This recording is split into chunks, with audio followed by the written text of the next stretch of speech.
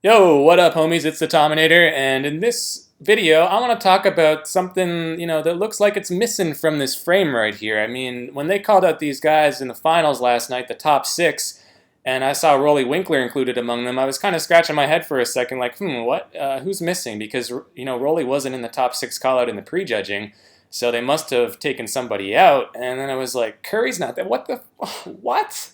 Why is Brandon Curry not in this top six anymore? I don't understand.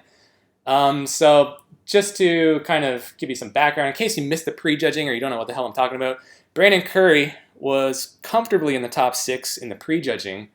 So on Friday, the entire day, he was doing battle, in my opinion, with the blade. So he was battling for fourth place, with Roden, nipping at their heels in sixth. But I mean, Roden was way off. He did tighten up here a little bit. As did Dexter. Dexter was a little sharper tonight, in the finals as opposed to in the prejudging, I feel. So I feel like, yes, he did indeed solidify his top four placing. And there's no way Curry would have beat him. Because Curry did slip a little, it has to be said. Yes, he did come in a little bit more watery, not nearly as sharp as he was in the prejudging. And he faded a bit, right? But was it enough for Roelly Winklaar to completely, bump him off and for Curry to go down at least two spots, settling for eighth? I don't think so. I don't really get that. Roelly Winklaar in this photo right here, you can see it looks like he's kind of nodding off. Maybe he's trying to figure out if he's dreaming or something because I don't understand. You know, I don't get the judges' decision making here, including him in this top six. It's like they saw their posing routines and then they decided on that basis that Roelly was more deserving of a top six spot than Brandon. I don't get it, man. It's true, Roelly did sharpen up a little bit. Brandon faded, but I don't think it was enough.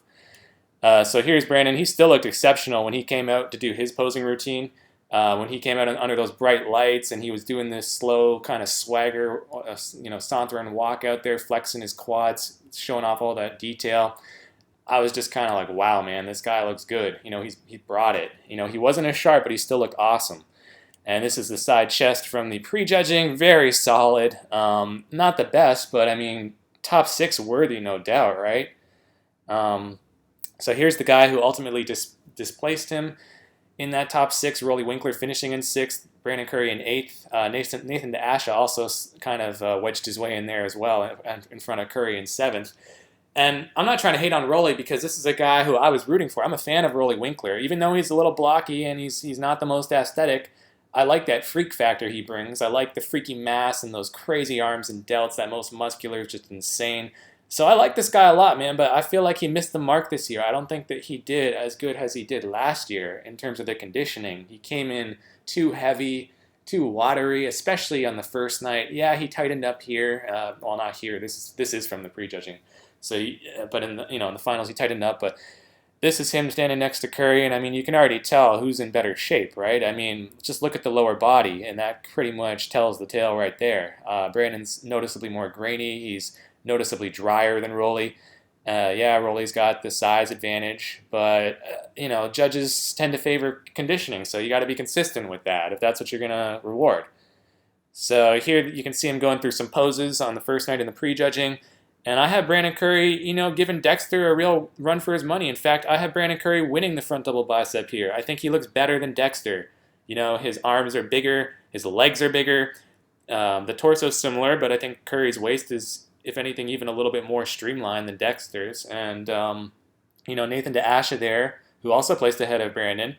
He looks a little bit funny in this pose. His torso's too elongated, the lats are too high. It throws off his lines. So I put Curry ahead of him, and I put Curry ahead of Roelly here because even though Roelly's got those crazy guns, he's just a little too blocky. And again, his lines just can't match the flow of Brandon Curry and the symmetry.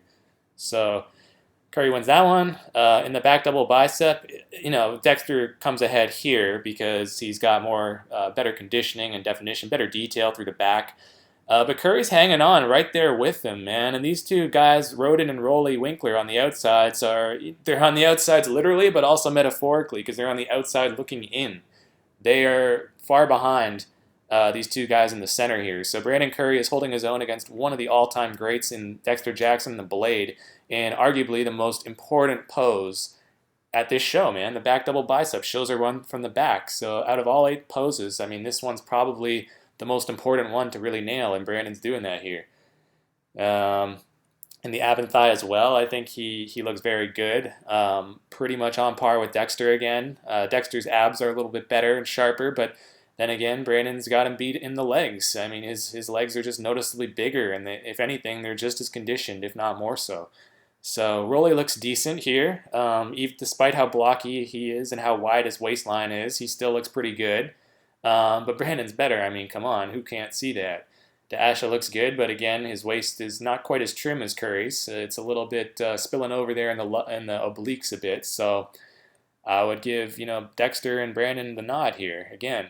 And in the most muscular, now this is a pose where Roelly is very dominant. I mean, with those huge traps and shoulders and arms, just the overall size that he brings, it's very difficult to beat a mass monster in a mass monster's pose like the most muscular.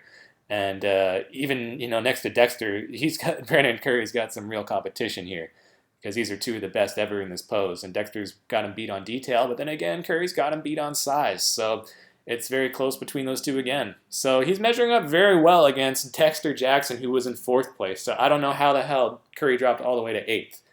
And does this look like the physique of a guy who deserves to take 8th? I don't think so, man. I don't agree with this decision. I don't understand what the judges, or like where they were coming from with this and dropping him when it looked like he was battling for 4th even in the prejudging. And for him to slide all the way to 8th just doesn't make any sense to me. I would have had him no lower than 6th. I think he might have even still edged out Roden, who came in 5th.